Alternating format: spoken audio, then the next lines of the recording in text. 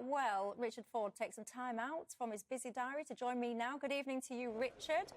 Your first day yesterday, you tabled a bill to cut fuel duty for rural areas like Devon. What else can our constituencies expect? We have a big audience in your part of the woods. What are you going to deliver for them?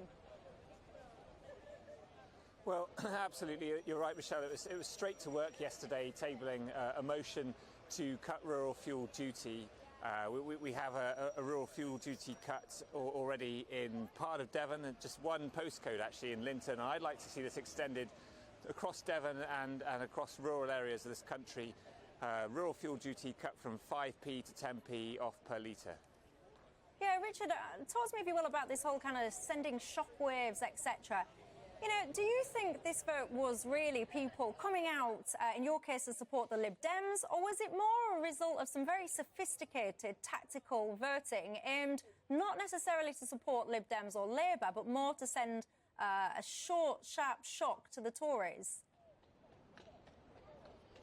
Well, at the by-election in Tiverton and Honiton last week, we took support from traditional Labour voters, but also traditional Conservative voters as well.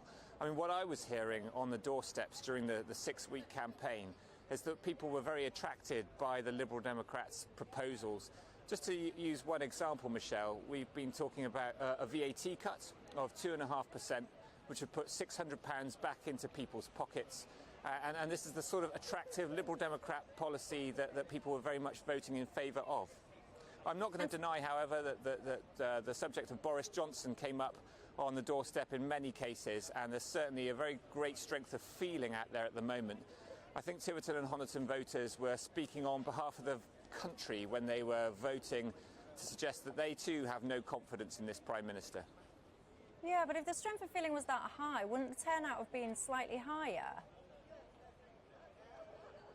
I think actually we had a very high turnout for a by-election. You know that traditionally by-elections don't get the same sort of turnout that a general election would get, but actually at over 50%, we're very pleased with the turnout, and I absolutely do feel that a very positive Liberal Democrat campaign really did exercise and mobilise people to come out and vote. Talk to me then, if you will, about the future. Do you think Lib Dems have the potential to be part of the next government? Would you form a coalition, say, for example, with the Tories again? I'm not going to get into hypothetical scenarios about the future. I mean, Michelle, it's day 2 for me in a new job as the MP for Tiverton and Honiton.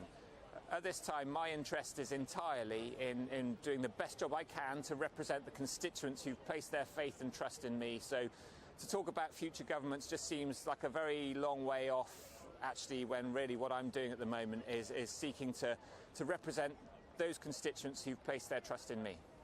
Yeah, let's talk about then single markets. I know very much, correct me if I'm wrong, you have a sentiment, the Lib Dems, that you would try and push us back into the single market. But didn't we actually vote for Brexit, one of the reasons being to step away completely from the EU? Are you trying to get us back into the EU by stealth? There's been, I mean, and again, I'm going to just refer back to the election campaign that I've just fought. Issues of the UK's relations with Europe just were not coming up on the doorstep. It's not what people feel is of interest to them right now. And actually, frankly, looking at relations between the UK and the EU, they are at a real low at the moment. So, frankly, you know, talk about the future status of our relationship is really very moot at the moment. What we need to do instead is to ensure that the government isn't botching international trade deals and causing great suffering for our farmers. Just to give you an example, I mean, we know that the Australia trade deal is costing British farmers £94 million per year, and this is by the government's own analysis. That this international trade deal is causing British farmers to suffer. And so I'm much more interested and exercised by the new trading arrangements and ensuring that we get those back on track and to a place where farmers and others can benefit from the UK's international trade relationships.